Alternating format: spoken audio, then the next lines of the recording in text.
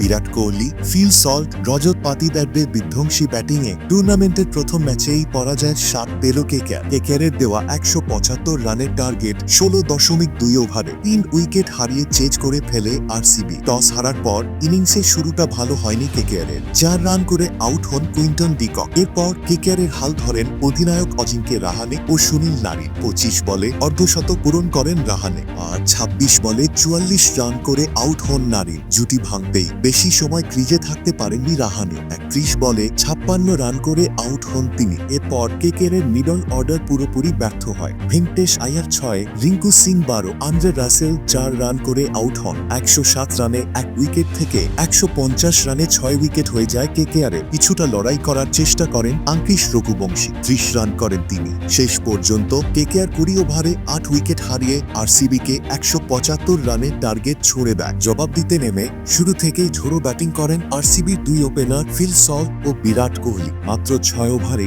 ৮০-এরও বেশি রান তুলে ফেলে আরসিবি। ৩১ বলে ৫৬ রানের দুর্দান্ত ইনিংস খেলে আউট হন সল্ট। এরপর দেবদূত পাডিক্কল ১০ রান করে আউট হন। অপরদিকে নিজের ৪০০তম টি-২০ ম্যাচে ৩০ বলে হাফ সেঞ্চুরি করেন বিরাট কোহলি। ৩৬ বলে ৫৯ রান করে অপরাজিত থাকেন তিনি। অধিনায়ক রজত পাতিদারও উইকেটে এসেই শুরু করেন আক্রমণ। ১৬ বলে ৩৪ রানের ইনিংস খেলে দলের জয় নিশ্চিত করে দেন তিনি। শেষে মাত্র ৫ বলে ১৫ রান করে অপরাজিত থাকেন লিয়াম লিভিংস্টন। শেষ পর্যন্ত ২২ বল ও ৭ উইকেট হাতে রেখেই জয়ের লক্ষ্যে পৌঁছে যায় আরসিবি।